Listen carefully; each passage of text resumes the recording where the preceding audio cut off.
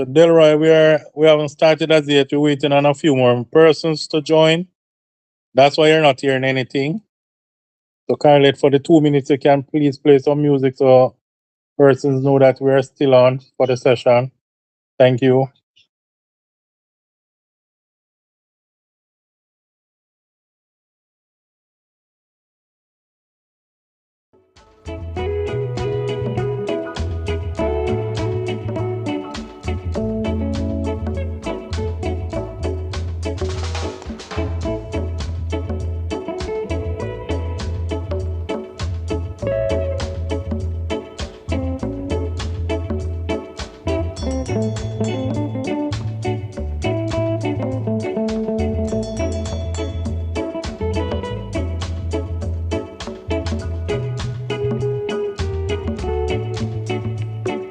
Scarlett, I'm not sure if it's my background or my internet, but that music sound broken. The music sound broken like it's scratch. I never know if I still have scratch record in this age. It's so like it's your side, SSP. Okay.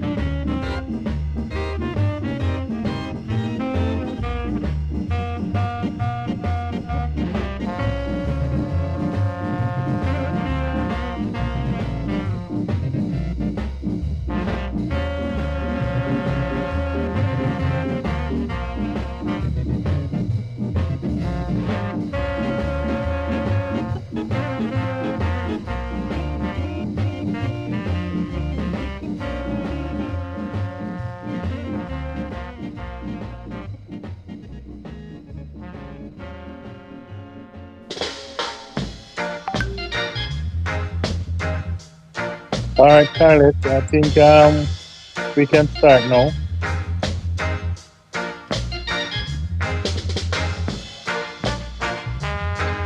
Scarlett. Yeah, all right. We're gonna start. It's now 6:18. And I know people will join.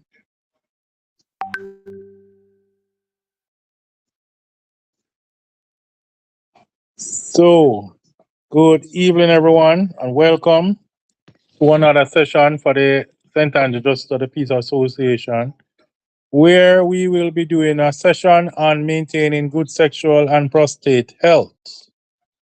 So, our presenter, Dr. Belinda Morrison-Blidgen, will be our main presenter, and I hope we listen keenly and pay attention to what she's saying. I want to apologize for Custos Ian Forbes, who is unavoidable absence. We all know that he lost his sister, so he's overseas making preparations for her funeral, and would like also on record condolence to former Custos Margot Harding on the passing of her husband, the late Senator Oswald Harding, former Minister of National Security, former, I think, Attorney General, and he had many hats in previous governments. And Speaker of the House. So condolence to both Custos on the passing of his sister and former Custos Mrs. Harding on the passing of her husband. I would ask if we could have a volunteer to lead us off in prayer.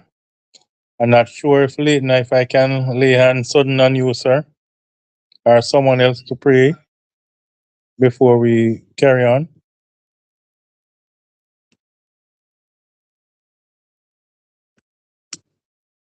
Anyone? Let us pray. Heavenly Thank Father, you. before your presence with grateful hearts, we thank you, God, for today and all the blessings and favor you have bestowed upon us. We thank you in a very special way for this privilege that you have given us. For many, oh God, would have to pay dollars. But here we are, so grateful that someone is paying for this, that we can have it. Someone is giving their time, their energy. And we just want to ask, Lord, that you will be with us, that you will lead, that you will guide. Lord, open our hearts, make us receptive to what we will hear. Let us learn, let us take heed, let us put action, oh God, upon what we will learn tonight. We thank you again. We give you praise in Jesus' name. Amen. Amen. Thank you very much, Madam Mullins Hamilton. As I said before, Custos is not here because of the passing of his sister. But I would like to say again, thank you very much, Dr. Morrison-Blidgen, for attending this session and for accepting the invitation to speak to us about maintaining good sexual and prostate health. It is not something that we men talk about, we men want to do, but it's something that we need to do, especially, I think they call us African American. I don't know why they call us that, but we males, it affects us more than anyone else. And I know you will speak on that, Dr. Blidgen. Am I pronouncing it right, madam? Yes, you're correct, Mr. Rooms. Yes. So I'm going to ask Mr. Courtney Winter to do the introduction. Courtney, you ready? Yes, Chairman. You can go ahead, sir.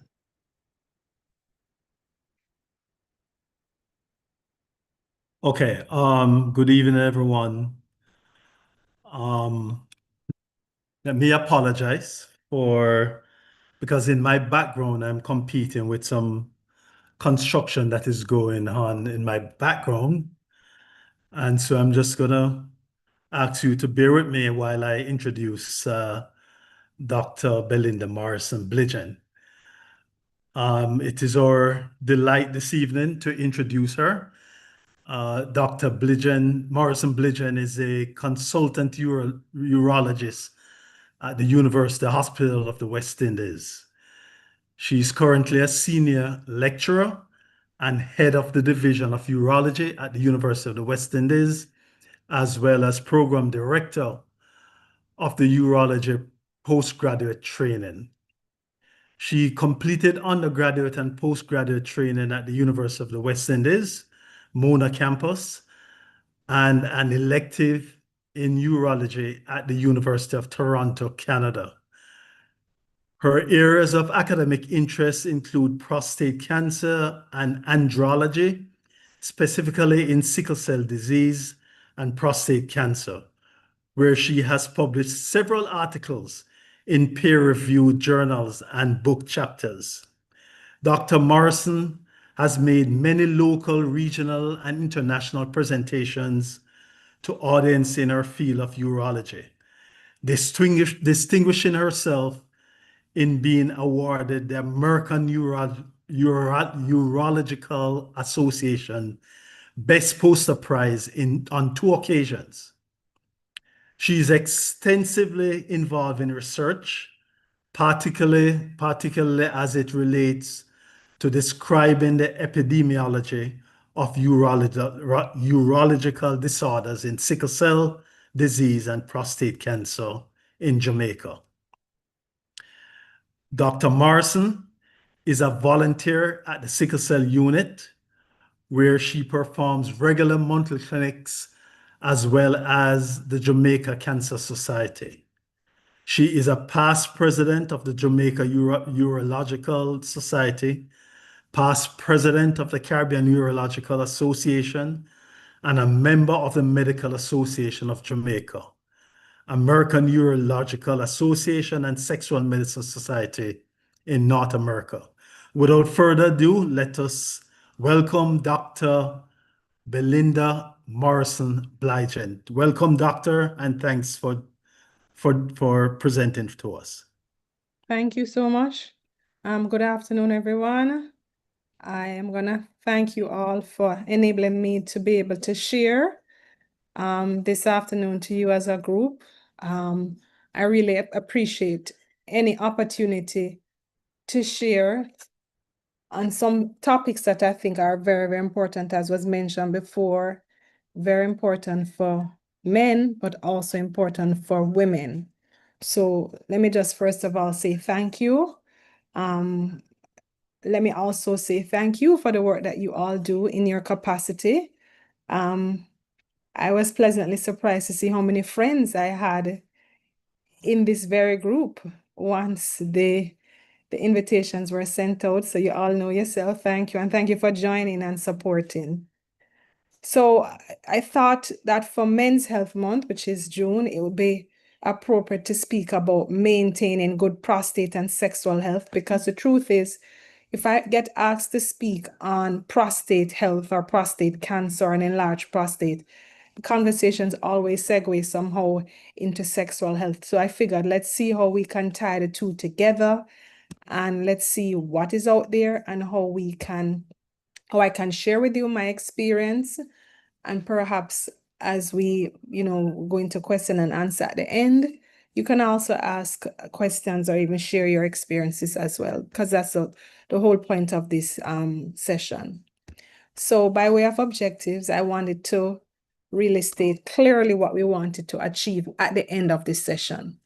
I want to speak about the prostate and its role, so the prostate gland and its role, briefly describe the prostate diseases that exist, discuss the whole components, the different components of normal sexual health, and discuss just some common sexual health problems, and then strategies overall to improve both prostate and sexual health. So I like to start with cases because cases become very relatable. And we learn from cases, okay? So this is just an anonymous case, which could possibly be any patient that I see from day to day. This is a 65-year-old male who is recently retired, visits his doctor after a long period of no checkups, because for the longest time, he's never been told he had any medical illness, and he was on no medication. He has only had to go to the doctor for routine things, buying an insurance policy or so, but really has maintained very good health over his working years. However, he visits his doctor on this occasion really because his major concern was that his erections were weak. This obviously has been creating challenges in his marriage. You know, he has a business, though retired from his formal job, has a business that he runs, and he's been working recently hard at his business just to make it successful. So sleep is very poor. He no longer exercises, and he really just eats what's readily available at the office, which was not always healthy food. But his main purpose of seeing the doctor is because of this erectile dysfunction, which is a big issue for him. Naturally, he sees his family doctor, and the doctor is going to be thorough. The nurse is going to do his vitals, check his blood pressure, his pulse, his weight. When he goes in to see the doctor, even before taking a history from him, mentions to him that his blood pressure is high. Very, very high indeed. In fact, 196/110. Many of these offices now have these stat machines that can measure the cholesterol or even the PSA quickly. And so cholesterol is done and it is high. His prostate is also deemed to be enlarged when the doctor examines him. And he's able to have a stat PSA done in the office as well with one of these machines. And it is high, it's 11. So the news is shocking to John. Certainly this is not what he came here for, right? More than he was prepared to hear, and wondered to himself whether he should have even come to the doctor or not. What does he do? So let's use that as our baseline to our discussion this afternoon. John could be anybody, and John is someone, because we see many men like John every day in our office. Let's talk about prostate health, and let's look at the prostate gland. If you're able to see clearly, the diagram has it identifies the structures that I want to focus on, but the prostate gland is said to be a very tiny gland, almost the size of a walnut. And it grows with age. Obviously, it's only present in men, but it grows with age. The growth tends to occur somewhere around age 40 and above. Important things to note about the prostate is that it lies just below the bladder. And so this has implication on some of the symptoms men may have if they have problems with their prostate because the bladder is above. It's also important to note that the urinary passage, the so-called urethra, runs through the center of the prostate. Important to note because this passage can become compressed or squeezed by the prostate as it gets older with age. And right behind the prostate is a rectum, and it's because of this location that we can insert a finger in the prostate and feel the gland. These green things that are there are really just a network of nerves. And you'll see that they're nervous. There's a nerve innervation to the prostate, but also important to note that there are nerves that are heading down to the penis, and the location, of these nerves relative to the prostate and the penis as a whole. So this gland creates so much discussion, generally fear.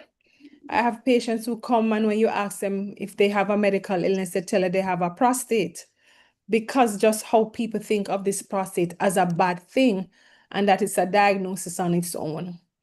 The prostate really has a purpose. We like to say it's an accessory gland of reproduction. What do I mean by this? I mean that it plays some part in reproduction. So semen comes mostly from the seminal glands, which are behind the bladder, and about 20 to 25% comes from the prostate. So the prostate contributes to the volume of semen. But what is within the secretion are nutrients, or antibacterial factors that the prostate has to help to maintain good, healthy sperm function. So the prostate is really necessary for good reproductive function in men. Yes, men can live without it, but it has a pivotal role in reproduction in men. What are some of the conditions that can affect the prostate gland? Is it only cancer? Absolutely not. Just maybe yesterday I had a discussion with a man and I said, okay, do you have a family history of prostate cancer? He said, yes. His wife said, really, who? And he said, his father. His wife said, but was he diagnosed with prostate cancer? He said, well, he had some problem with the prostate, so it must have been cancer. And we had to chime in and say to him, no, not because you were told that he had a problem with the prostate, meant that he had prostate cancer. And that's something that a lot of people walk around with in Jamaica, believe once there's a problem with the prostate, it must be cancer. And the answer is no. I'll put it to you that a condition called prostatitis is probably far more common than prostate cancer than we know. It can be either an infection or an inflammation of the prostate gland and can present with frequent urination, burning, and some other symptoms. It's very common. Unfortunately, it tends to be underdiagnosed and sometimes not well treated, and can also be very difficult to treat. That's a common condition. Younger men can get it even in their 20s and 30s, and it's not prostate cancer, and it will never be prostate cancer. Then there's an enlargement of the prostate that occurs with age, as I mentioned, at about age 40. We call that benign prostatic hyperplasia, or BPH for short. And finally, prostate cancer. So those are the three diseases that we know can affect the prostate gland. If you look at the diagram at the top, you will see on your left a normal urinary bladder that looks salmon colored. You see a normal sized prostate and a nice wide open urethra for the urine to flow through. But the diagram to the right shows you an enlarged prostate, which looks almost nodular. So you see it looks lumpy. That's what happens with enlargement due to age or BPH. And what has happened is because it has become enlarged, it squeezes down on the urinary passage. And so instead of urine shooting out with a nice strong stream, the passage is narrowed. That is what we see with BPH, which is a very, very common condition that men get as they pass the age of 40 years. What are the symptoms of BPH? Well, it may be just a difficulty in urination.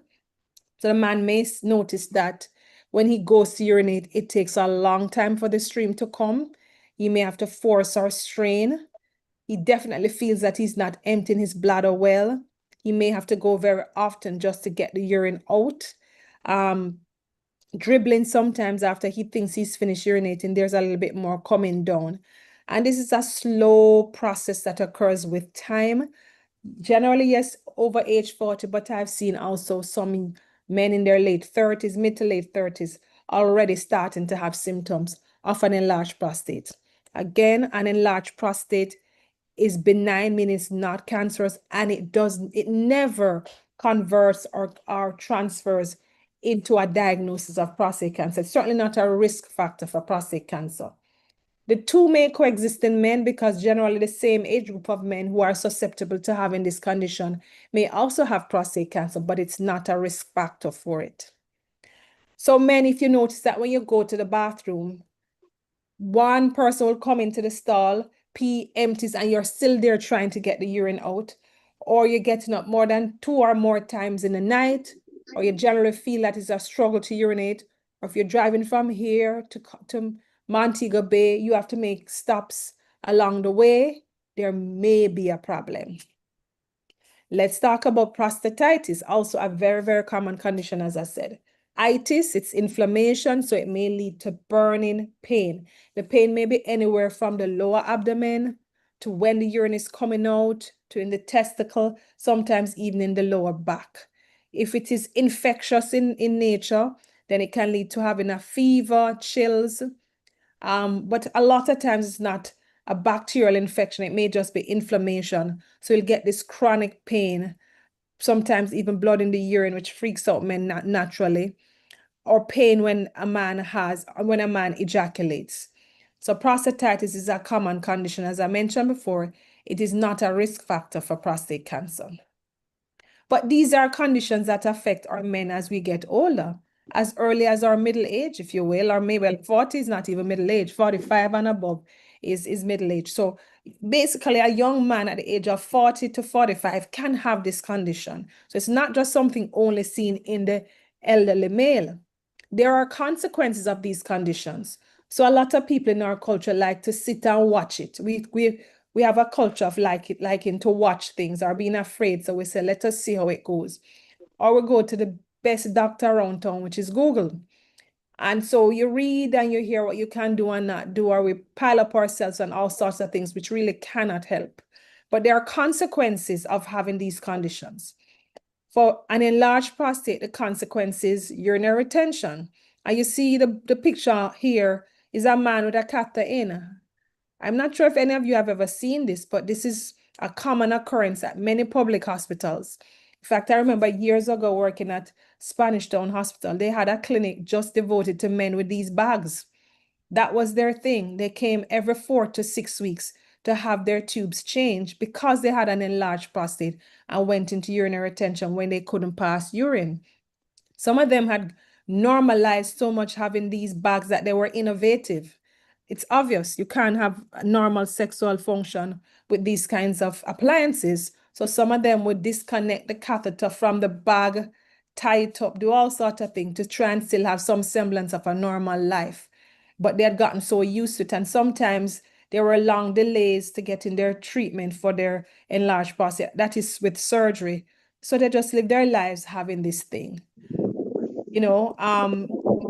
Urinary tract infections, even without having a tubing, with someone who has an enlarged prostate and is not emptying their bladder well, they are gonna get infections. Just like if you have your pots out there in your garden, gets filled up with water, the ministry says empty it because it may be a breeding ground for mosquitoes, etc. In the same way, in your bladder, if your bladder is always retaining large volumes of urine, it is a breeding ground for bacteria and to get urinary tract infections. And sometimes this may be a really bad infection leading to a systemic condition called sepsis. Prostates can bleed. They can, especially bigger ones. We've seen it all the time. We're not without a day at the public hospital having men with bleeding prostate, huge prostates. And sometimes they bleed, they settle. They go home, they come back, they bleed, they settle. As they get bigger, their bigger blood vessels there, they can bleed.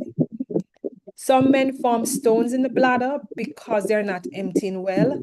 And this is obviously a reason for doing surgery to take the stones out and treat an enlarged prostate.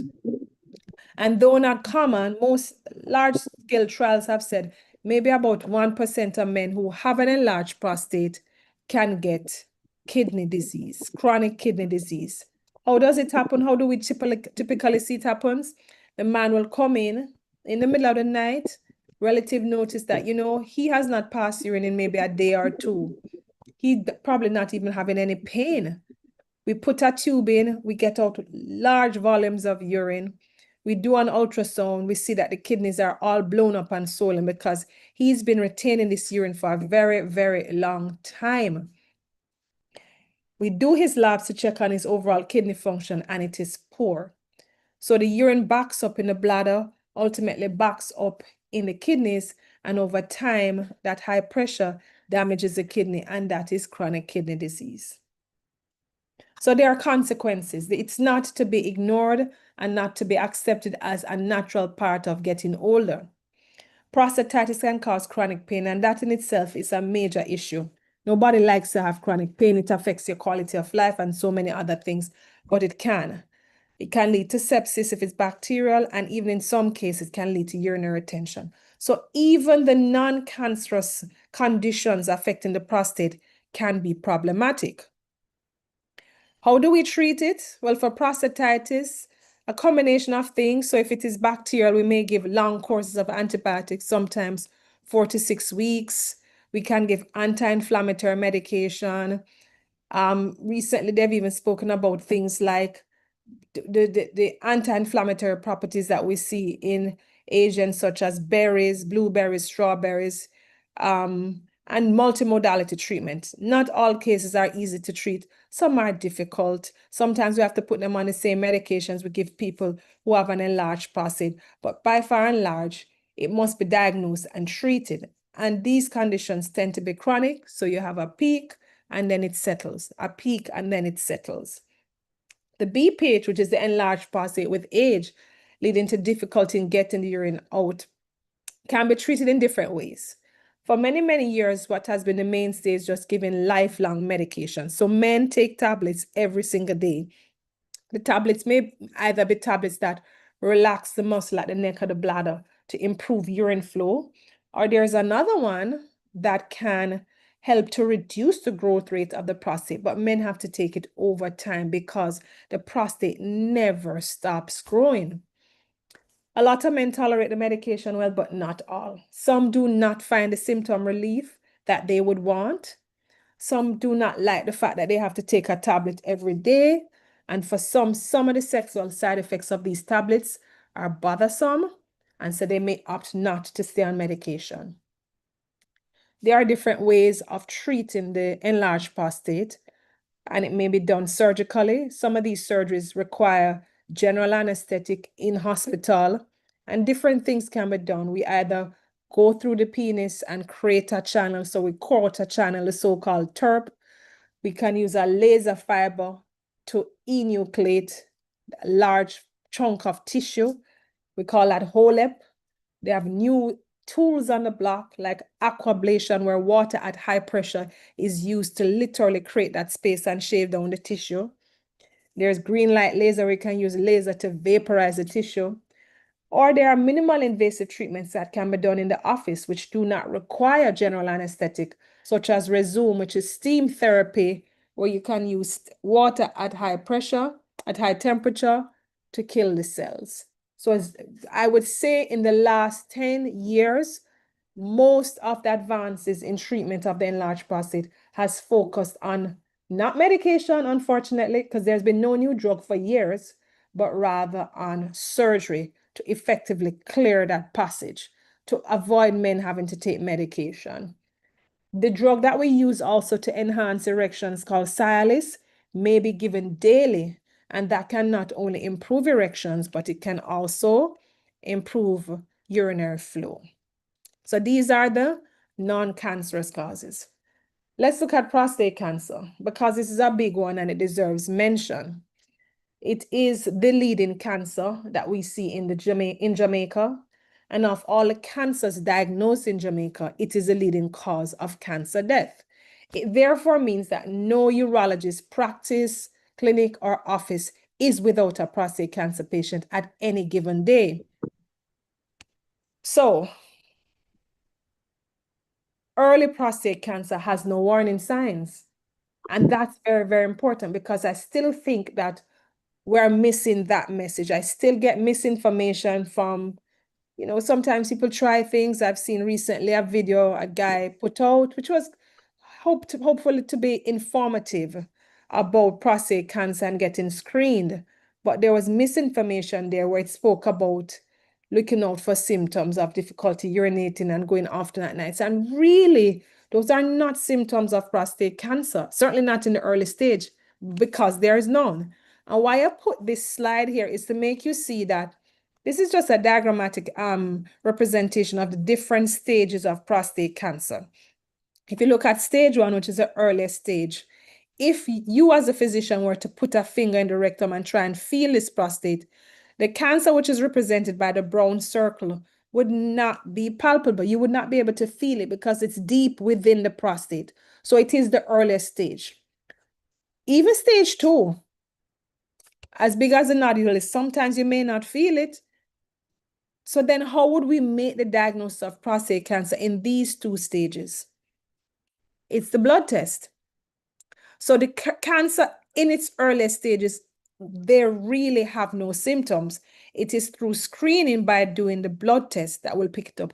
And listen, sometimes I go to these big health fairs and they say, let's come and let us do screening. And we do rectal exams on 100 men for an afternoon. No blood test is done. And the men want to feel comfortably knowing that once you have done this physical exam, you can tell them whether they have cancer or not. But you cannot. Because in stages 1 and 2, the physical exam is going to be normal. So you rely heavily on the blood test to tell us if there's something going awry.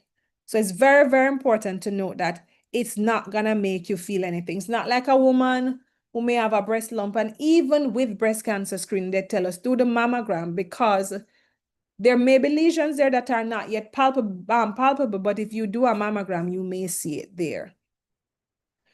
It is therefore important to know who is at risk and what should be done. Who is at risk for prostate cancer? It's the aging male, and I put that there tongue in cheek. I put over 40 years. Really, a man at 40 years is not an old man. Clearly, he's still a young man, but he is still susceptible to prostate cancer. And the risk factors, other than, the major risk factor is age. It's a disease that men get above a certain age, especially in men who are Black, as you mentioned earlier, African American, or we would say Afro-Caribbean men, or men of African or Black ethnicity. Those men are at greater risk for prostate cancer, and screening should start at age 40. Men who are average risk, so they're not Black, they don't have a family history, most guidelines will tell you can start at 55. Why we have always adopted age 40 in Jamaica is because most of our men are high risk because they're Black. So the man who is getting older is at risk. The man who has a family history of prostate cancer or breast cancer is at risk. The same gene that can lead to breast cancer in women can lead to prostate cancer for men in that family. And when you're looking at family history of prostate cancer and risk, the risk is much higher in men who have relatives who are diagnosed less than 55 years of age, or maybe even if they have more than 2 relatives diagnosed. And we now start talking about a concept called hereditary prostate cancer, which is where it literally runs in the germline. It is not sporadic as many cases are, but rather hereditary. And that's seen in about 5% of cases or so. These risk factors that I just mentioned really cannot be adjusted or modified. So age, family history, Black race. The ones that perhaps can be modified are the ones such as the diet and obesity. They're not as strong risk factors, but they're definitely important, and perhaps genetic modifiers as well. So with all that considered, you're talking about non-cancerous conditions like BPH and prostatitis. Are you talking about cancer? How can we achieve good prostate health? Is there something I can do?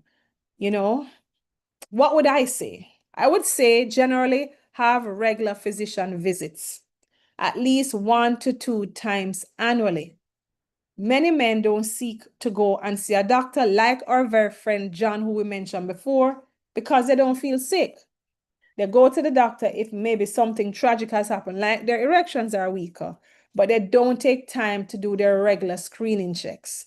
And it is important to have a committed, a trustworthy, dedicated family doctor who you can see. Some men may use their urologist as that person, but you can go to your family doctor, establish good relationships, and get your checks done at least once, but preferably even twice per year. If you are having urinary symptoms, so you're noticing that things have subtly changed, assess it. Go and see the doctor and tell them, listen, I'm finding that I'm getting up more at night than before, or there's a struggle to urinate. There are things we can do as urologists. We can even ask you to complete questionnaires, which can allow us to get a baseline sense of where you are, and even with treatment, how you improve. In most of our offices, we have urine flow meters where we can measure your urine flow rate, and we can look at it and tell ourselves, or it can tell us if there's likely obstruction there or not from an enlarged prostate. If you're having pain on urination, consider prostatitis, right? And of course, screening. Screening must be done once a year in all population, men 40 years and above. In other population of men who are average risk, that they're not Black and they do not have a family history, it's said that you can start at 55. But the obvious thing is, if there are symptoms, and especially if they're bothersome, it must be treated. It must not be ignored. Biggest question people always ask is, can I modify my prostate health or my risk for getting many of these conditions with diet? And the answer really is yes. How strong an evidence it is right now, we don't know, but I don't think healthy eating has ever harmed anybody. And many of the studies that have looked at diet and risk for conditions like prostate cancer it will suggest that persons who have an unhealthy diet, so lots of fats, fried food, carbohydrate loaded food, not enough fruits and vegetables, they are at higher risk. Not only are they at higher risk, is when they are being treated, their response to treatment may be subpar to someone who generally has a healthy diet. You know, I was speaking to a gentleman yesterday who is in his mid-50s, who has what we call metastatic prostate cancer. Almost every bone in the body has spread from cancer. And his PSA was in the, I think it was in the hundreds when he was diagnosed. But he leads a healthy life. He exercises, he juices, he eats a lot of fruits and vegetables. He started his treatment. His PSA has gone down to less than 1, and he's generally feeling healthy because he leads a healthy lifestyle and not just relying on the drugs alone. So if we were to now reverse that and or extrapolate from that, if eating healthy can help to manage it, can it prevent prostate disease or prostate cancer? I certainly don't know that we have strong evidence that a healthy diet can prevent it, because they've tried to study it. They've studied it with a study called the SELECT trial, where they looked at giving multivitamins with selenium and vitamin E to see if that could prevent prostate cancer. And they chose those two agents because there was a previous study that they looked at, and they found that persons who had those things in a higher quantity, they appeared to have lower rates of prostate cancer. But now when they conducted the trial in a proper way, they were not able to find that outcome. In fact, they found that people who took more vitamin E were more likely to have bleeding. So we recognize that it was not the answer that we were looking for. What about the tomatoes and the lycopenes? Was studied again.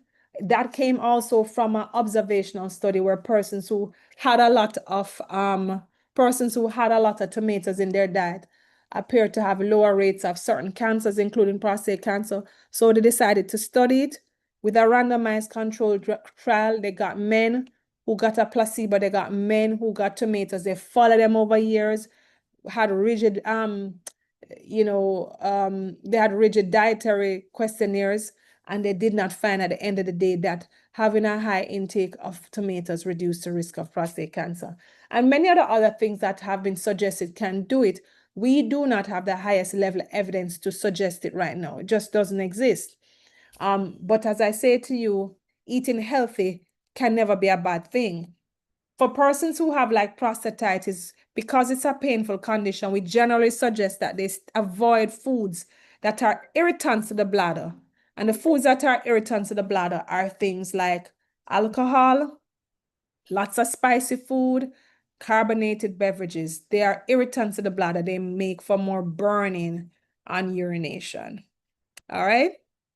So something I started to talk a lot more about recently in the public space was knowing your number. And I thought it was important because the Ministry of Health has been telling us to know our numbers. They're telling us to own your health. That's essentially what they're saying for both men and women. Take charge of your health by knowing your number. So yes, go to the doctor, but when you go to the doctor, do not be passive in the process. I particularly like as a doctor when my patients come and they have their file folder with their lab results. It tells me a lot about the person already, that their health is important to them. And it certainly makes it easier for me because now I have a frame of reference to work with. But people should know their numbers. It is very, very, to me, vexing when I sit in an office and a patient doesn't even know the name of the medication that they're putting in their body every single day. And I will say to them, but you all know the names, the words of songs, the names of the roads they drive on. So how is it that this substance that you're putting in your body every day, you don't know? So it is important for us to take control of our health. The doctors are guides and they will guide you, but at the ultimate, it's for you to take control of your health. So what about the PSA? Because I had a conversation with a patient 2 days ago, 48-year-old male who was just diagnosed with prostate cancer, fit, healthy male, would go to his doctor every year and do his so-called executive profile. his PSA rose to a little bit over 4, and he had to come and see me. When I looked through his PSAs over previous years, they were elevated for his age. They were not above 4, but they were elevated for his age in his 40s. He said to me that it's the first I've been ever told that that PSA was too high for me. So let's discuss what the PSA range should be based on age. And this is variable. I mean, I know in the States, they tend to use a cutoff level of 2.5 and above. If you look at most of your lab results, if you do look at them, you will see the reference range for PSA that they place there is between 0 and 4. But that is a broad reference range. In fact, when PSA came up when PSA was discovered first as a screening agent, a range of 0 to 4 was considered normal. But then people started to look at what was the PSA based on age. What about men in their 40s? And years ago, a guy called Catalonians, a pathologist, said, listen, if your starting PSA at screening, especially in your 40s, is less than 0.7, your risk of having prostate cancer over time is much lower than somebody whose starting PSA is greater than 0.7. So what it meant is that they looked at men who had been screening every year until they were diagnosed, and they were able to find that those who at initial screening, their PSAs were greater than 0.7 were more likely to have prostate cancer over time. But we still don't use 0.7 as a cutoff. It's just what they observed with the study. Most people generally use a value of 0 to 2.5 as normal for a man in his 40s. So if I see a 40-year-old man coming to me with a PSA of 3.5, the lab will not flag it, because for the lab, for all intents and purposes, that is normal. That's within 0 to 4. But we know as urologists that that is high for the man. If it is at that level, we are going to treat him like any other person. If the PSA were, say, over 4, we are going to maybe repeat it right away, do our MRI, get a biopsy. For men in their 60s, what they found with most studies, that the median PSA, so if you were to examine most men in their 60s, and this was a US population, by the way, mostly Caucasian, their average or median PSAs were about 1 to 1.5. Generally, we'll say the PSA is elevated if it is greater than 4 in your 60s. But we know also that the actual absolute value is not all that we look at. We have to look at what the trajectory or the PSA velocity has been like over time. So say, for example, a man comes in his 50s and his PSA is 2.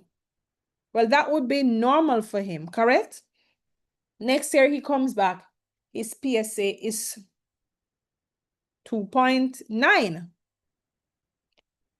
That PSA jump from 2 to 2.9 is great for him within a year, and it must be evaluated. So does it mean you do a biopsy right away? Maybe not. Maybe you repeat that PSA to see if it was a fluke or something was happening. But you're not going to wait a whole year or say, let's just watch it and see what happens. So it's important to note that the absolute number is one thing, but you have to look at changes. You have to also look at things like how big is this guy's prostate, and is there anything else going on that may have raised the PSA, such as an infection, such as instrumentation. But the numbers must be known, and you must be watching the numbers. So there's no point to come to a doctor to say, I'm coming to screen. I didn't do the PSA. 1 or 2, I'm not doing the PSA. Or you come and say, well, last year I did my PSA and it was normal. The doctor is going to ask you what was the number, because we know not all persons are aware what is an abnormal number based on age. So let's go back to John. He's our focus point for today. Remember, he came for one thing, but we found that his PSA was high. What can we do for this guy? He came for one thing. It's not that we're minimizing his complaint, because his reason he came was for sexual dysfunction. That is very, very important. But we want to prioritize right now. And the priority is to try and figure out why his PSA was 11, which is high. What do? I could say, let's repeat the PSA in another couple of weeks, maybe 2 to 4 weeks. See what it comes back at. If it remains high, I would most likely ask him to do an MRI of the prostate, and a biopsy will follow shortly after. And if cancer is detected, we have to treat. Providing that there is no extension outside the prostate, our intention is to treat for cure. Usually in a setting, we'll say either with surgery or radiotherapy. Let's put that on pause for a little and go into the next area, which is sexual health, which is why John came in the first place. There are different stages of intercourse. It's not just a one thing, you know. Libido is what we refer to as desire or interest. It is largely psychological, but there is a role of hormones in the whole process, which is testosterone, the male hormone. So it starts with desire. You must be interested. This leads to arousal. Then there's tumescence, which is where the erection comes in.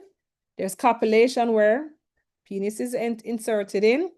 Then there is ejaculation. There are two phases to it. There's emission and there's expulsion when it comes out. There's orgasm, and then you lose the tumescence, so you lose the erection. So this is a cycle. All portions are important, but sufficing to say, you can also have a problem at each level. So you may have a problem with desire. And the DSM manual talks about the different problems you can have with desire. Extremely high, which some men may think that's not a problem, or very, very low interest, low desire.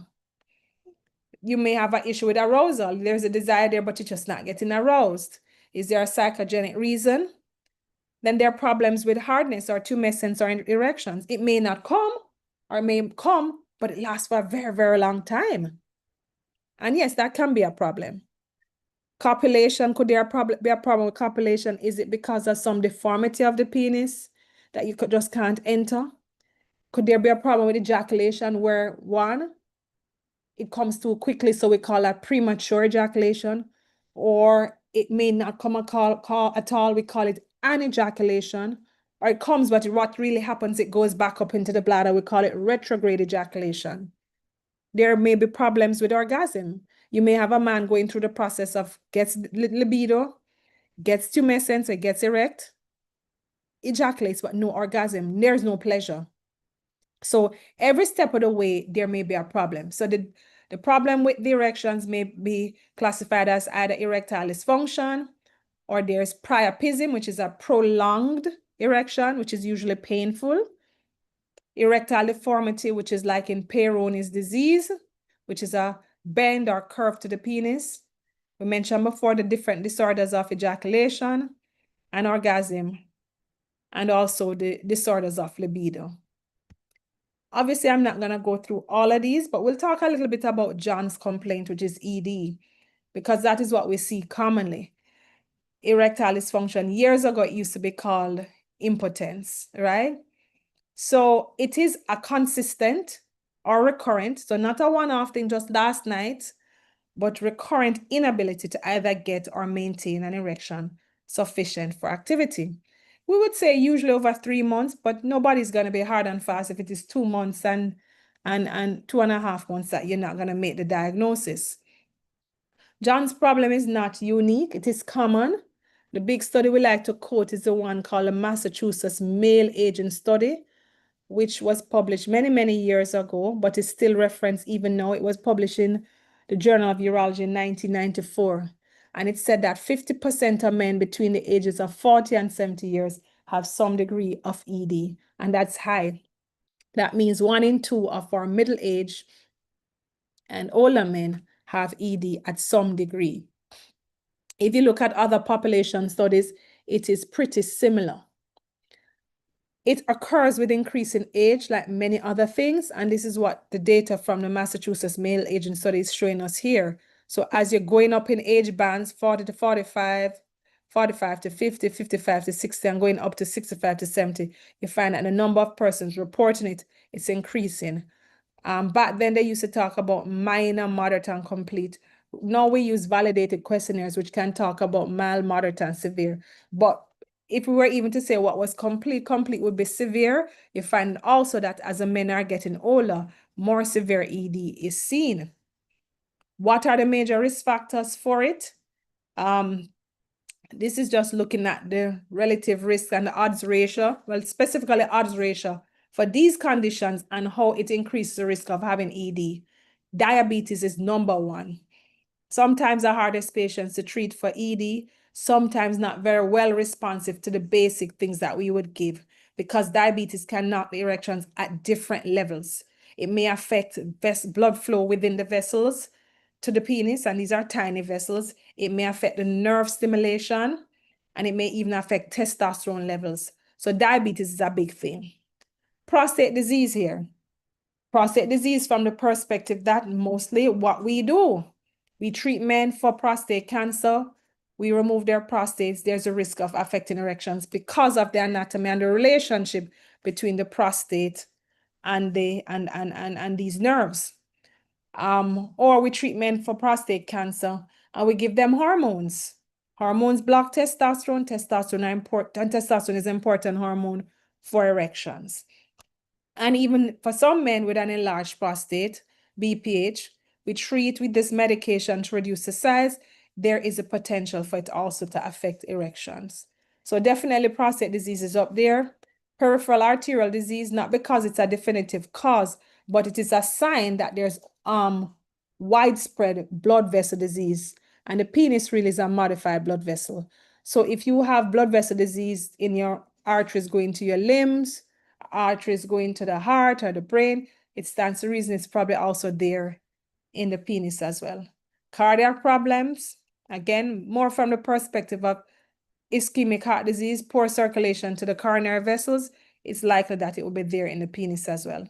High cholesterol, which John was found to have at that time, also something that doesn't manifest with symptoms, just at one appointment in the office showed that his cholesterol was high.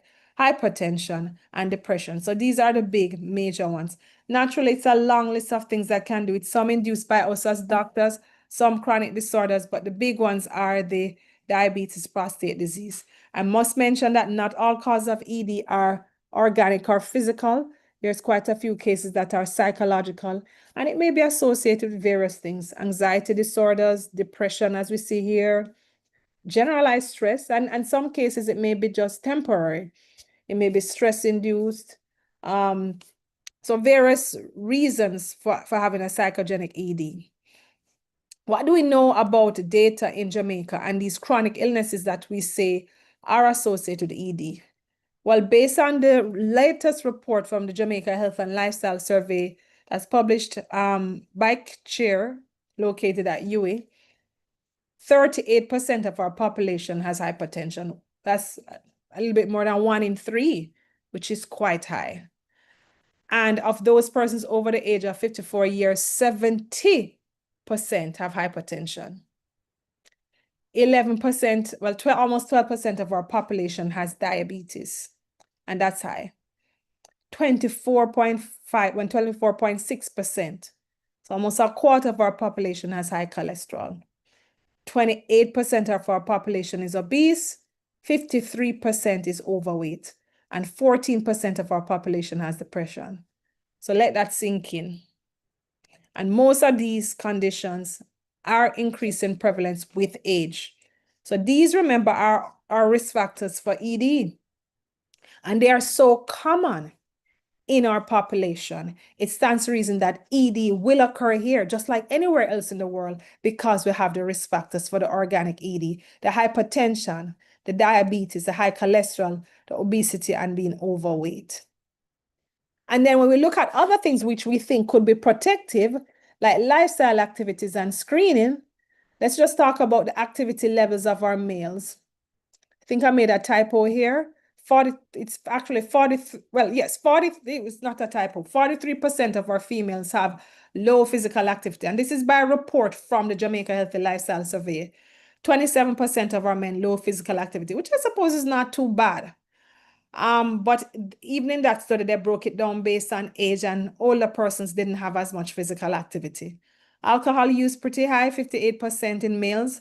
This is not to say they're alcoholics, because that was not what they looked at in the study, but at least a half of the males were using alcohol and about a quarter were smoking. Smoking also increasing risk for ED. 28% of men had ever done a DRE, meaning that they'd done it. Not necessarily like they'd done it every year, but 28%. That meant that 72% had never had a rectal exam done. So that's puzzling and troubling that in a population where we're high risk, so many of our men are not even doing the necessary screen. So the major risk factors for heart disease, for cardiovascular disease, are increase in age, obesity, physical inactivity, cigarette smoking, depression, high cholesterol, hypertension, and diabetes.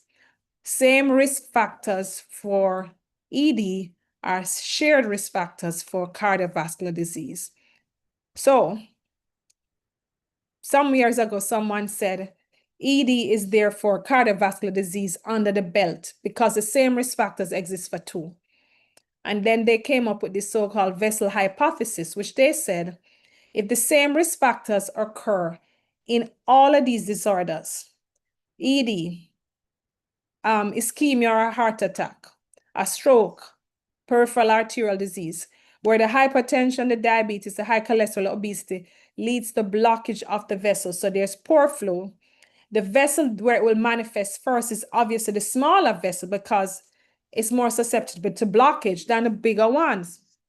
If you have a vessel that's 1 to 2 millimeters in size and you have a plaque blocking it, it's going to manifest with a symptom much quicker than a vessel that's 6 to 8 millimeters that has a plaque in it.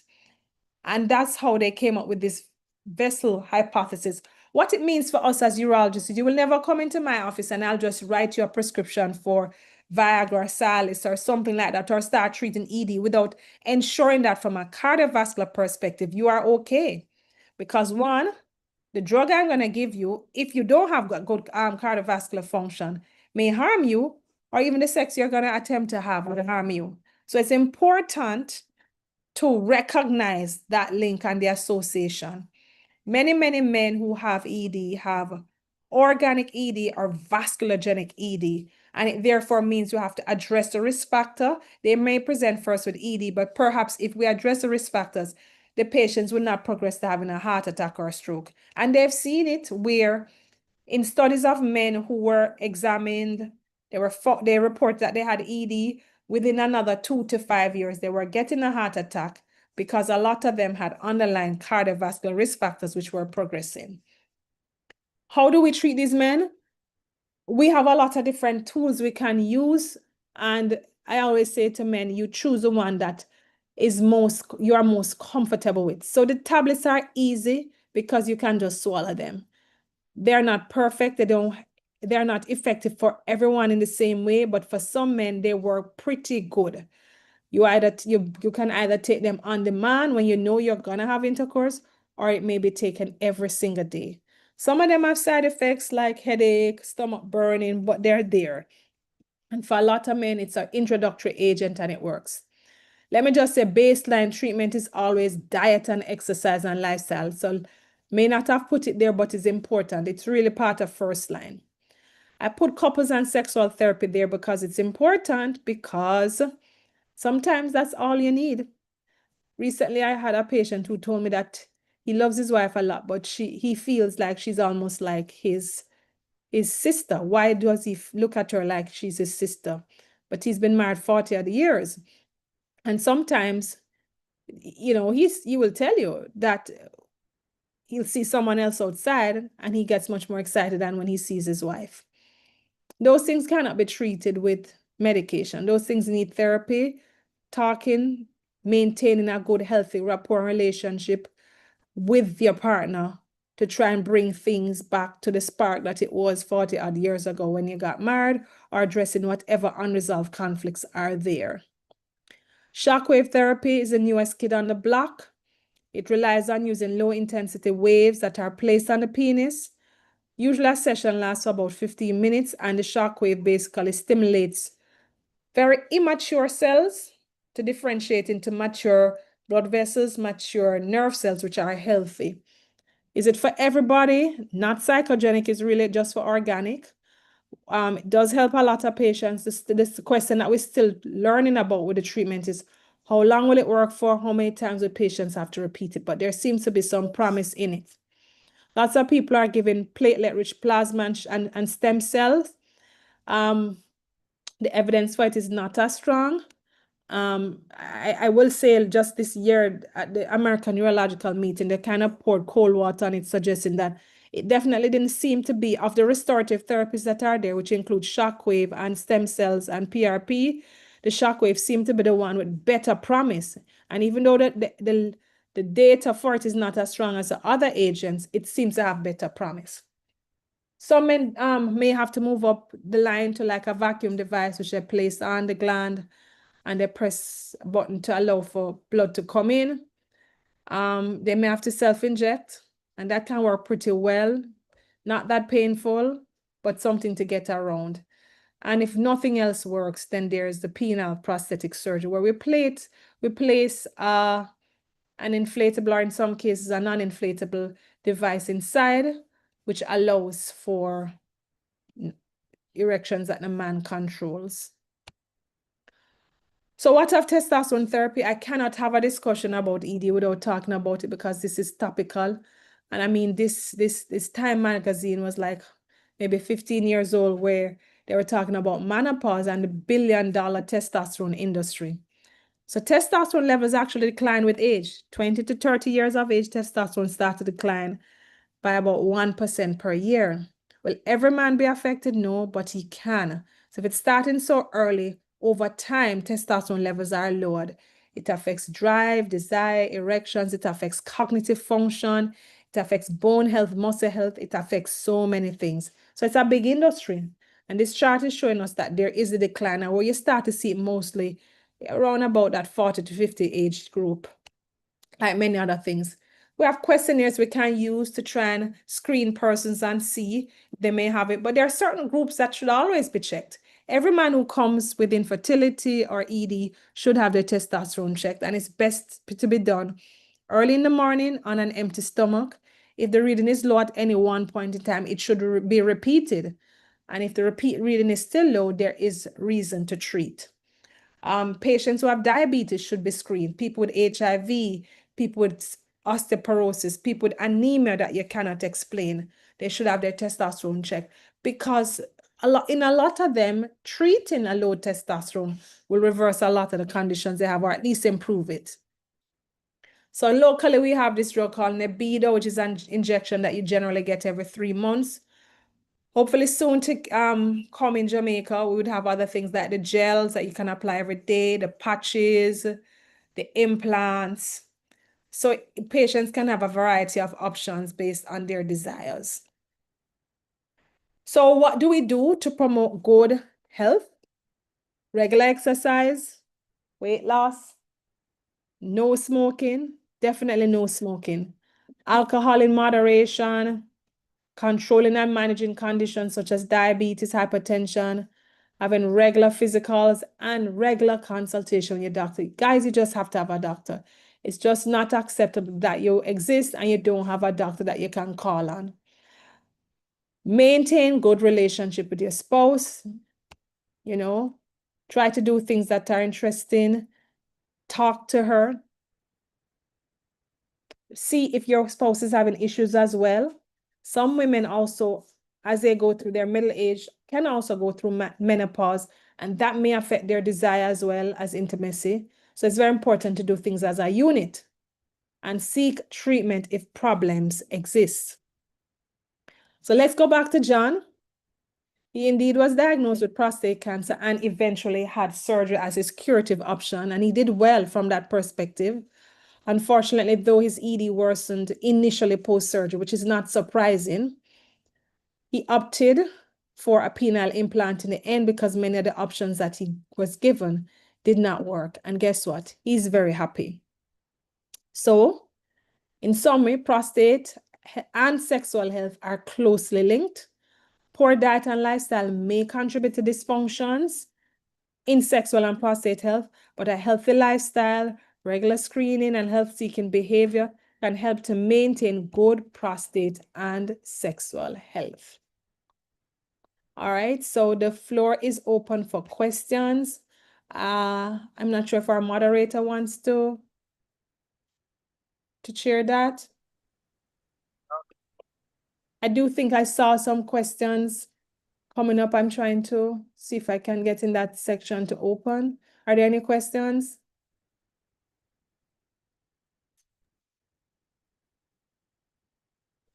Seems as if chairman has fallen asleep. My hand is raised. You can go ahead and ask I the am question. here. I am here. You can go ahead, Mr. Livingston. Thank you. So good evening, everyone. Thank you, Doc, for your presentation. It covered everything.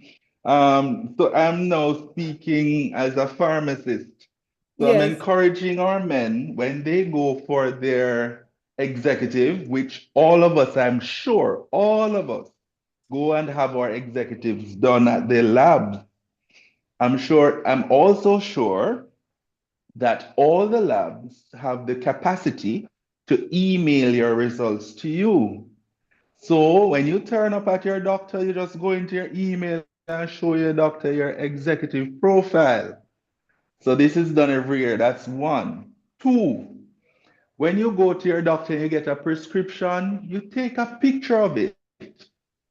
So you have it and you can make reference to it. So even if you can't read what is on it, when you go to your doctor, or so let's say you're not going to your regular doctor who has your records there, or what are the medications that you're on? You just pick up your phone, pick up your picture, show them.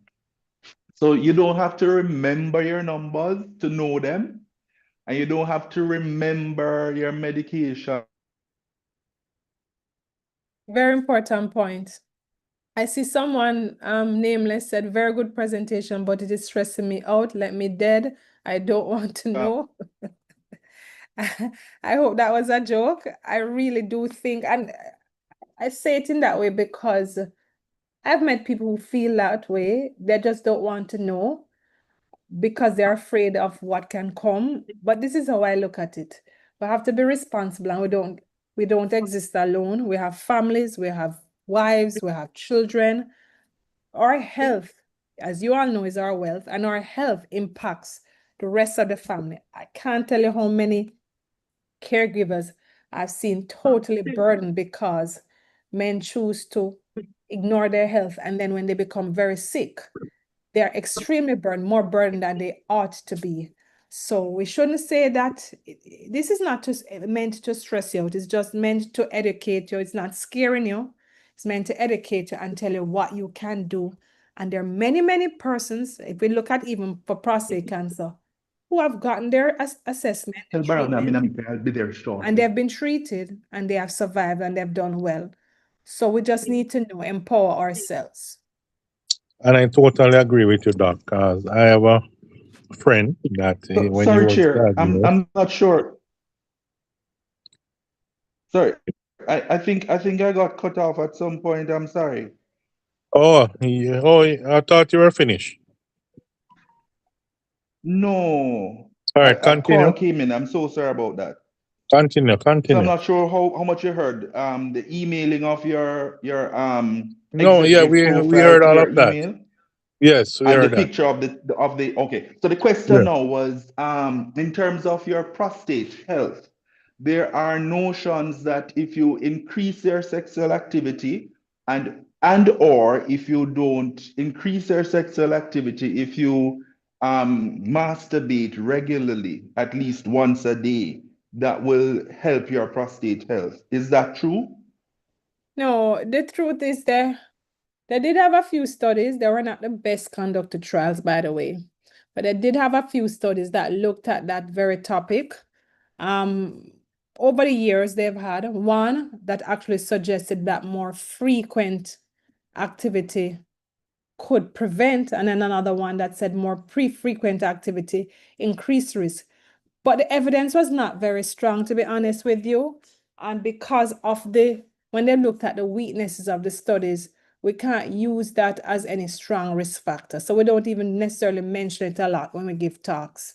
Men like to ask, but the evidence for it is not strong and it has not really been replicated.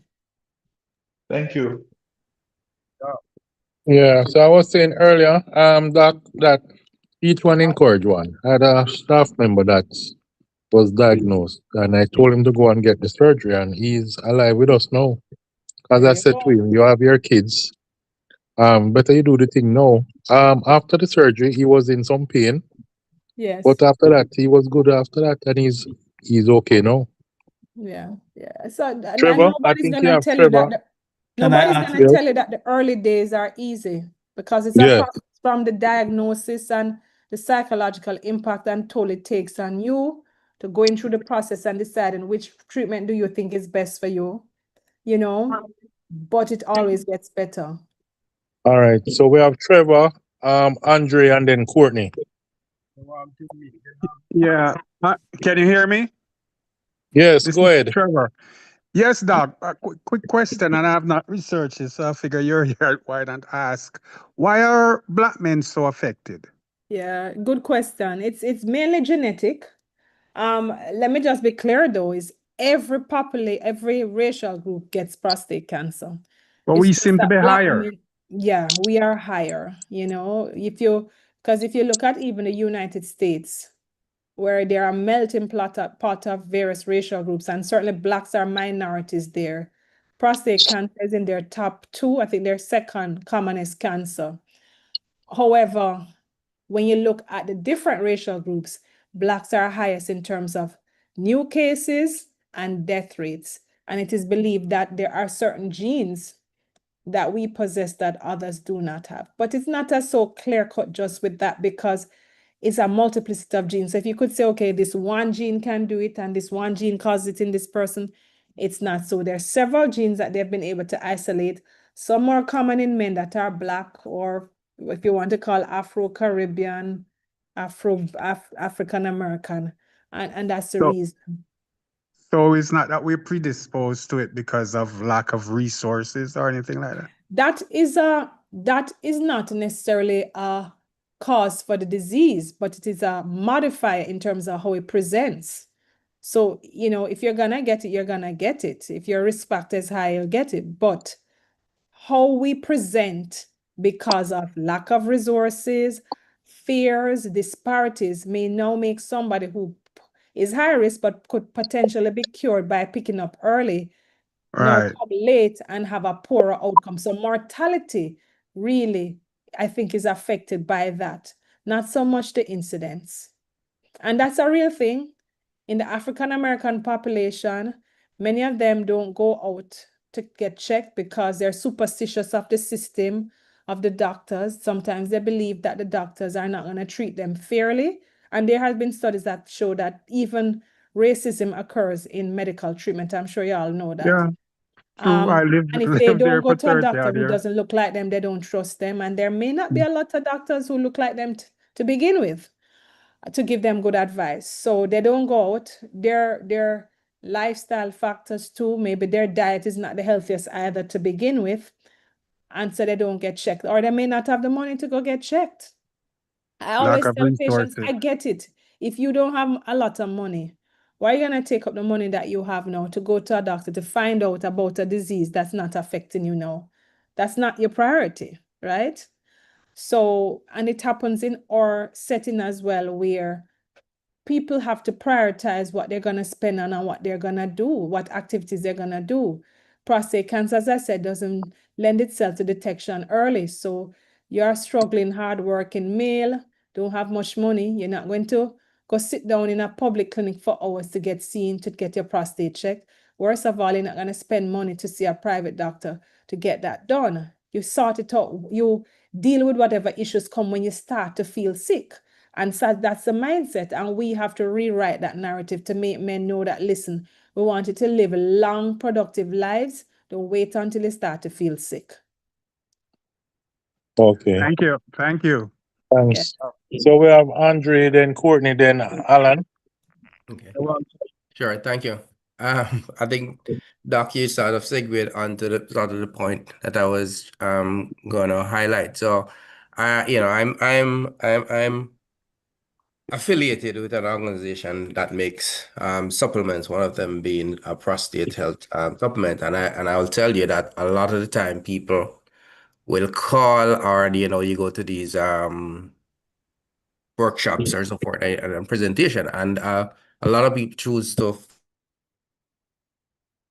do their own, traditional medicine, other medicines. And when you ask them about in terms they visit their doctor, other than the symptoms or some may have gone urgent, they got to the doctor initially.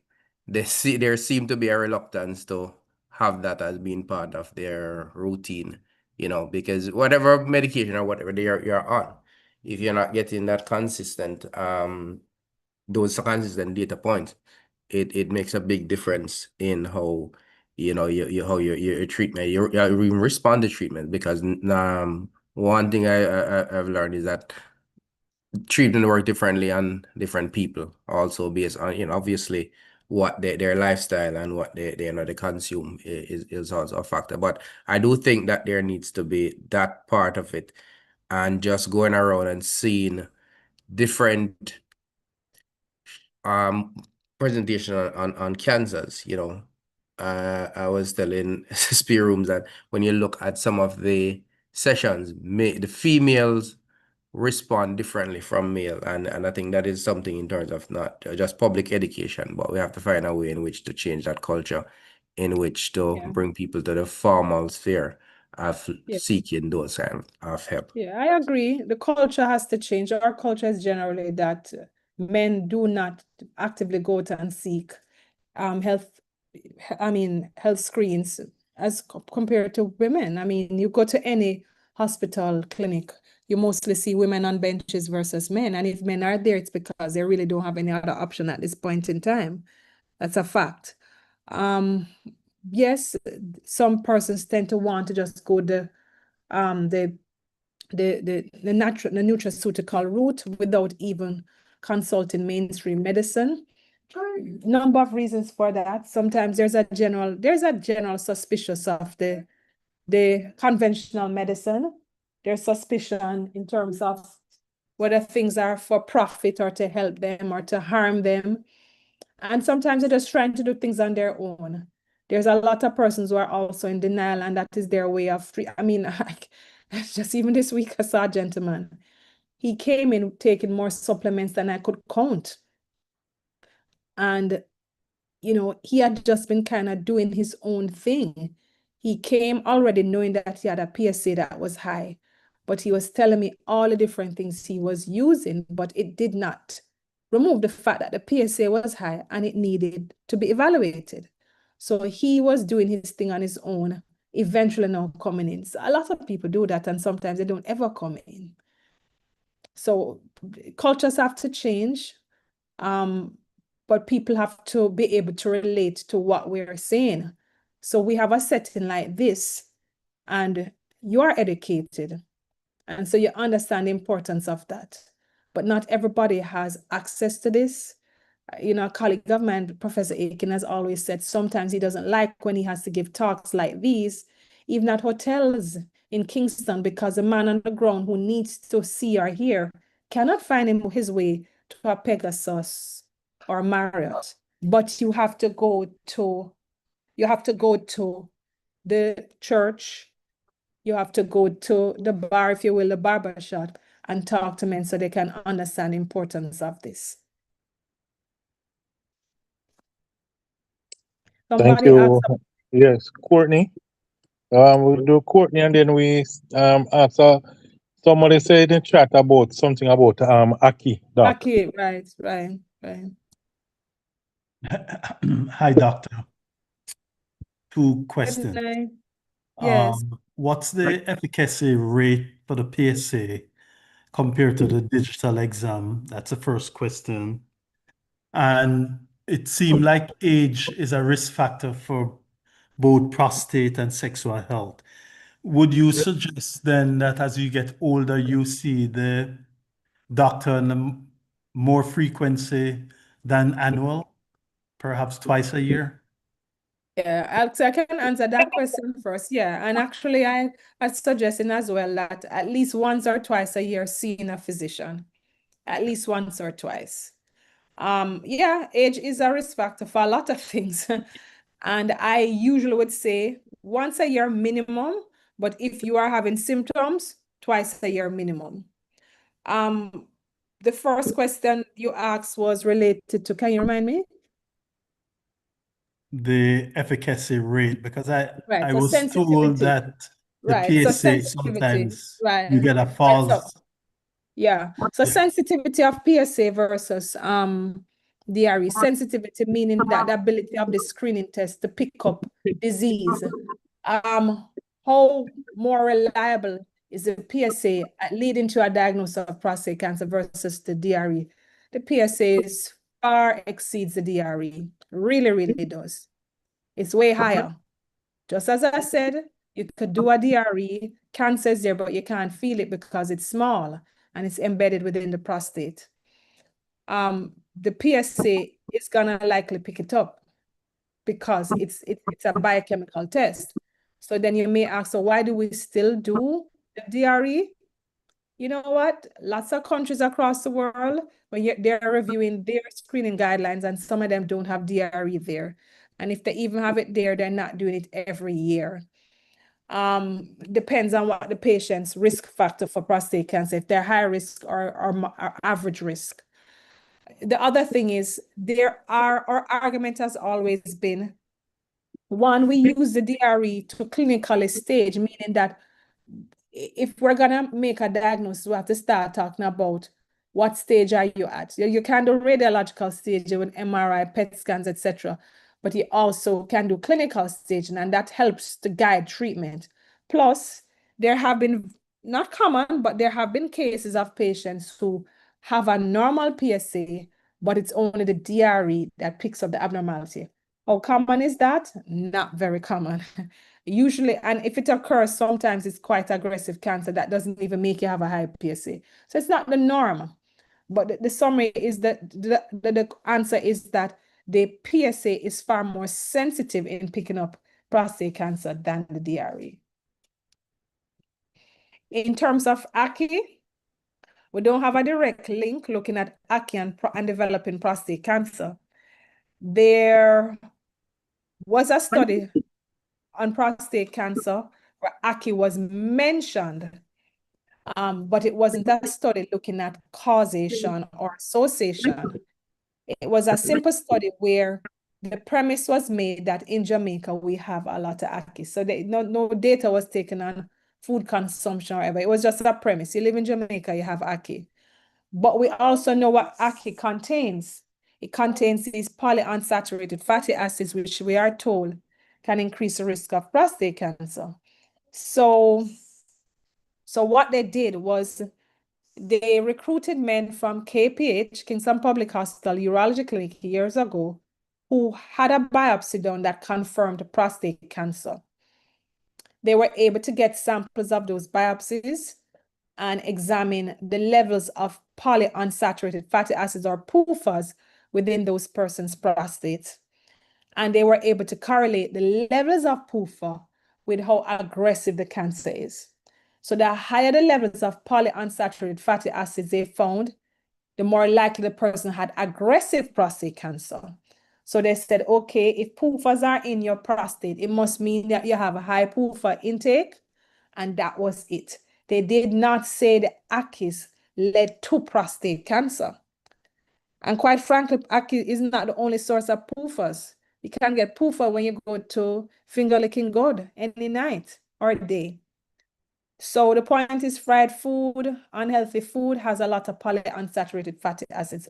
We don't have a direct link, but that study's been out there for many, many years now. In fact, the doctor who did that study currently works as a uro-oncologist at the Cleveland Clinic, and he did it when he was a med student. That was never his intention to create a link, but people still ask, and people worry, should I have less ACI? I always say things are in moderation.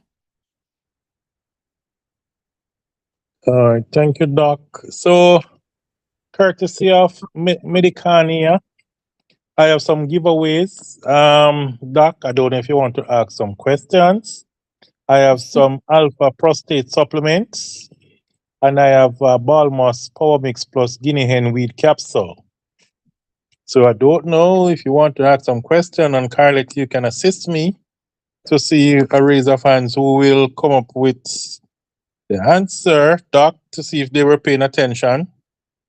All right. Well, can anybody tell me the 3 risk factors for getting prostate cancer?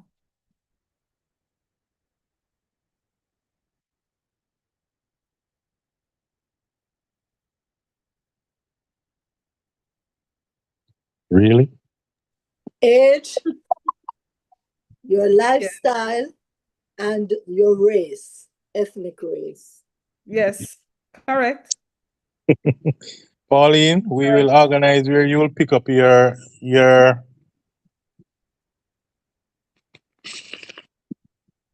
ball moss. Okay, sir, thank you. I have alpha prostate supplements. I have about 10 of them. Any male would want any question for the males, Doc? Sure. But by the So way, I'm how gonna comes Pauline answering for the males? This is the same problem we're talking about. All right, let me ask another question. A man at the age of 45 has a PSA of 2.7. Is that normal or high? That would be high. Good. Too high. Correct.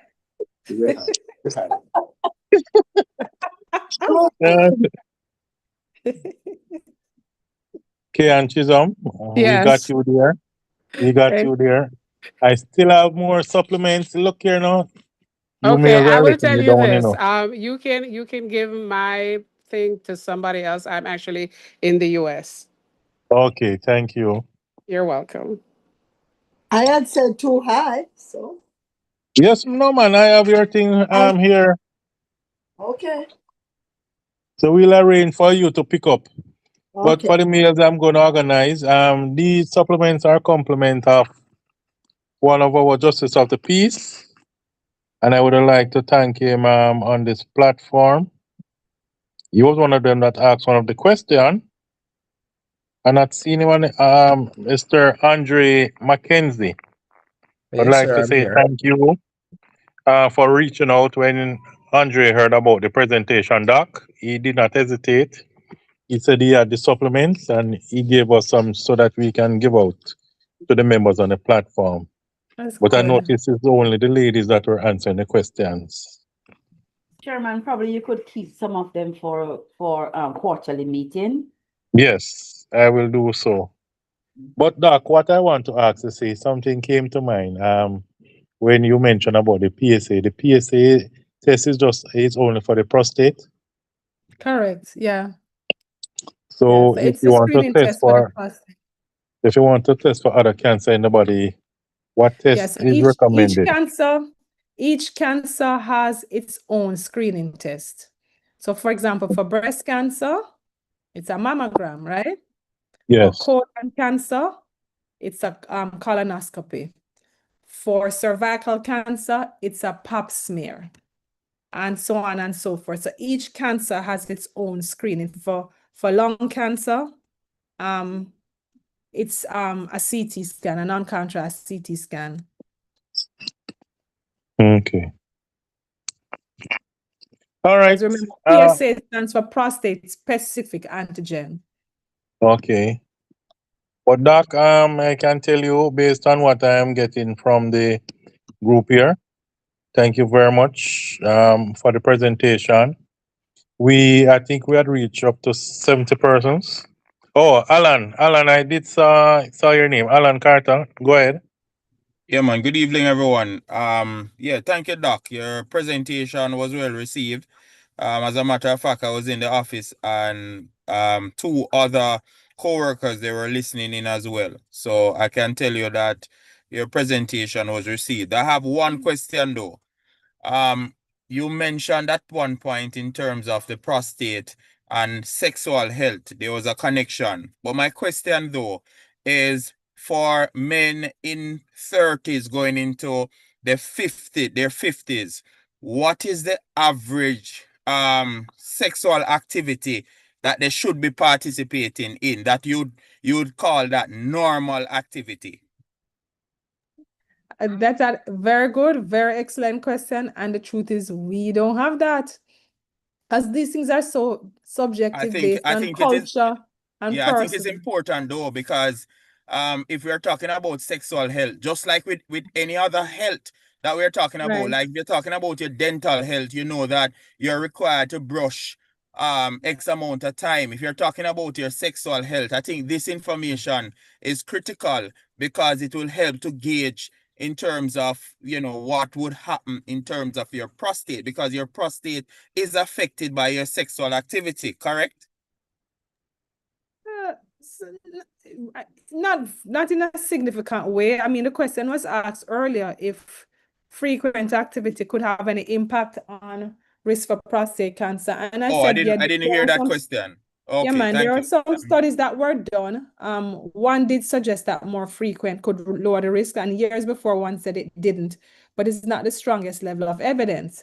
So I wouldn't want to say that it directly does, and neither would I want to say that frequent activity of sex is for benefiting prostate health, but rather for more emotional, social, psychological, if you will, psychological health. So, but we're not going to find any guideline or any group is going to tell you how frequently to, because that is so cultural. I think it's a matter of personal decision. It must also be that men should be having sex, but how frequent is frequent? It's always going to be subjective. Okay. All right. Thank you. No problem. Someone asks about red meat and prostate cancer. Yeah, it falls into excessive consumption, also falls into one of the group of increased risk. Excessive, that is. Okay. All right, it's now 7:50. On behalf of the St. Andrew Justice Peace Association, I'd like to say thank you, Dr. Belinda Morrison, and for a wonderful presentation, enlightening. I know the members here have learned a lot. Myself would have picked up a number of pointers and all of that. And I'm going to encourage the male that are here in the audience to make sure that they go and get tested one way or another, and to even visit up by your university at the hospital there so that they can be tested. I think one of the fears is just having a male doing that examination. But it is time that we get rid of the myth and just go and get tested. It will help us to I live don't think longer. that will ever happen. But I think if we also need to look at other methods of testing. Yes. Well, Doc Yeah, did that is say that important. Doc did say the blood test is there. Okay, yeah, because that is the one that we should promote, though. I think what is happening also is that we're promoting that one aspect of it, and a majority of men, I can speak for them, they're not going to do that. They're just not going to do it, and it's trying to shame men into doing it is going to be counterproductive to getting men Yeah. to appreciate the importance of doing the prostate examination. Now, if it is that you're interested in getting men to the table, then I think we need to also promote the other activity and don't try to shame men into having that type of examination, because I can tell you categorically it won't happen. Yeah, And we you're really right. need to And see a change. let me tell you, I have been nuanced over the years. Mhm. There used to be a time when I was much younger, I would say, if you're coming to do your screening, you have to do this test. But I grew to recognize the fears and the challenges of men doing it. And you can't undo the fear that the men have. It is real. So when I recognize that PSA could detect a high value, a high percentage, even over the DRE, and if a man is already there in the office, you're not going to refuse him screening. You do the PSA, you can offer the DRE to him. If he doesn't want it, you don't need to make a big deal over it. You can do MRIs. And as you mentioned, other methods of screening, there are a lot of things on the horizon, but I would want to think maybe the next 20 years or so, the way we practice medicine is going to be different. So And people I'm are now encouraged trying to by look that. at things like genetic tests, Mhm. saliva-based tests, that you don't even have to, what they're hoping is that you won't even have to do a biopsy. You can do a genetic test, whether urine or or a saliva-based test that can give you so much information that it will show you that, okay, there's cancer there. Now you just move on to treatment. So that's really where it is at. And I'm going to tell you, it is not that far-fetched, because I remember years ago, which was 2004, going to my very first meeting at the American Urological Association. And that's one of our biggest meetings. And at that time, they were talking a lot about genetics for prostate cancer, but it was in a lab setting. It was never clinical at that time. And even going as a young resident from Jamaica, I figured, just studies, that's all of these SNPs and whatever, these genetic tests, the nucleotides, this, that, it's not going to be relevant anytime soon.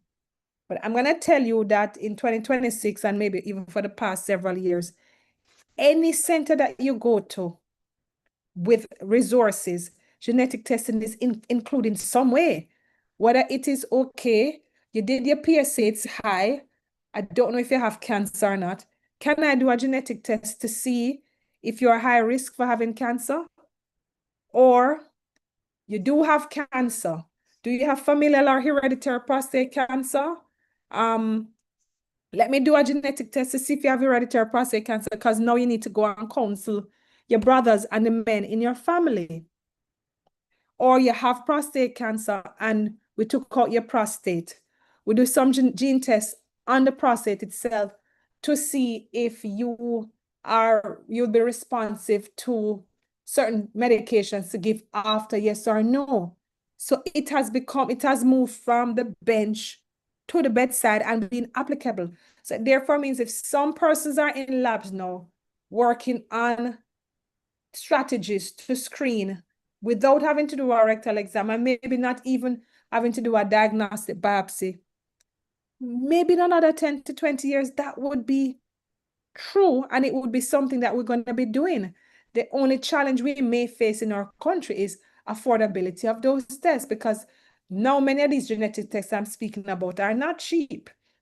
So that's maybe the only thing, but it's not as though people are not working on it, because we listen and we hear what the issues are, and they are working on it. Well, I thank you, Doc, and I appreciate your appreciation for that fact. All right? It's refreshing to hear that. Yes. All right. Thank you, Doc. I think I see a last one. Is it right to assume that the larger the prostate, the higher the That is PSA? correct. PSA is based on volume. So you tend to find that persons who have big prostates make more PSA.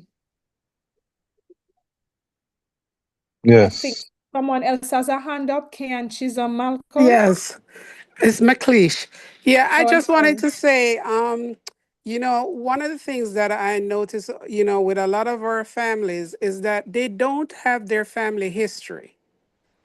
Sitting down with their parents, grandparents, aunts and uncles, and at least getting that family baseline. Your grandfather died, but you don't know what he died of.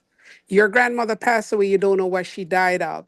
Getting that family history that they can at least have that when they go into a doctor's office and they're completing that paperwork to say, which family member had this? Did any family member die of this? Just even starting with those basics can go a long way with a lot of our healthcare overall. You're quite right. You are quite right. People don't know a lot about their family. They don't have control over it. I mean, a lot of guys grow up without their fathers around, so they don't know. But even when parents are around, sometimes certain conversations are not being had. Remember, many years ago, people wouldn't even disclose that they had cancer. It was something that was hidden. So, but it's true. It is very, very true. Yeah, I agree. You just hear that Mastro died, and but he was in the hospital and nobody tell you what he was there for. Totally agree. But once again, Doc, thank you very much. The presentation is enlightening, encouraging. Thank the membership for coming out. And we look forward to other presentation for the members and also you, Doc. I'm not sure I see your last name. I'm not sure if you are related to a certain brigadier general. So we are our puppy No, I'm puppy not. appeal But I get concert. asked that all the time. Okay. Are you're are you related? No? No, I'm not aware of it. I'm not aware. I ask my husband It's all not the a time common name, because you know. I know it's not. He probably is related somewhere or another. And I Yes. believe he has So met him. Mm-hmm. so we And have my our puppy appeal concert for the veterans on Sunday at the Stella Maris Church. I'm encouraging the members to come out. I know even some of the veterans there, even during the World War, some of them were exposed to some chemicals, and I think some have cancer one way or another, or some other ailments. But we using this opportunity to raise some funds for the soldiers, the ex-military personnel that are there. So I'm asking the membership to come out. Yes, the Scarlet have it there June 28th. And once again, thank you to Medic Tanya for the samples that were given. And thank you, the membership, for coming out and staying here and joining us to make sure that we have a wonderful presentation. Mr. Chairman, does Dr. Morrison-Blidgen have a private practice? Doc? Yes, I do. I had put it up on the screen, but I'm gonna type it You here. could put chat.